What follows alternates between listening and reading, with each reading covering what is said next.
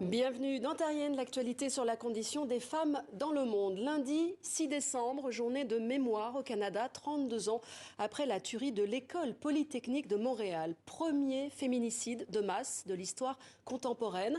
Retour sur cet épisode avec nos partenaires de Radio-Canada.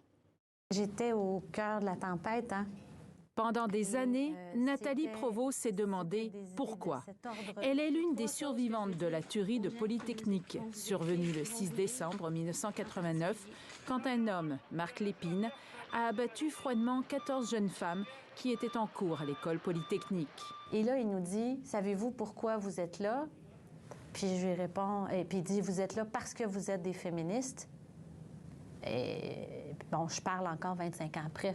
C'était spontané. J'ai parlé là, puis j'ai dit, on n'est pas des féministes. Tu n'as pas la bonne cible.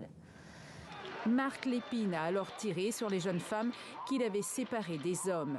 La fusillade a duré une vingtaine de minutes avant qu'il ne s'enlève la vie. Oui, c'est notamment dans le sillage de ces événements que le terme féminicide entrait pour la première fois dans le langage commun. La sociologue québécoise Francine Descaries nous explique pourquoi. Le terme est apparu dans une certaine mesure au moment, ici au Québec, au Canada, au moment où on a pris conscience finalement qu'il y avait des assassinats qui visaient spécifiquement les femmes. Et donc, on peut penser que le thème s'est popularisé au Québec au moment du drame de Polytechnique. Et plus récemment, naturellement, on l'a utilisé vraiment à travers le Canada entier pour désigner le meurtre des femmes autochtones qui, elles, sont visées à la fois parce qu'elles sont femmes et parce qu'elles sont autochtones.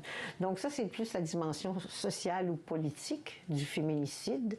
Et il y a aussi la dimension intime, conjugale, où effectivement, on utilise maintenant le terme pour désigner ces assassinats de femmes qui sont faits de façon répétée, malheureusement, au Québec comme au Canada, et qui touchent très souvent des femmes en instance de divorce ou des femmes qui ont quitté le domicile conjugal.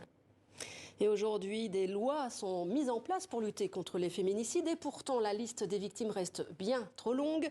C'est pourquoi il est important de mettre un nom sur ces violences.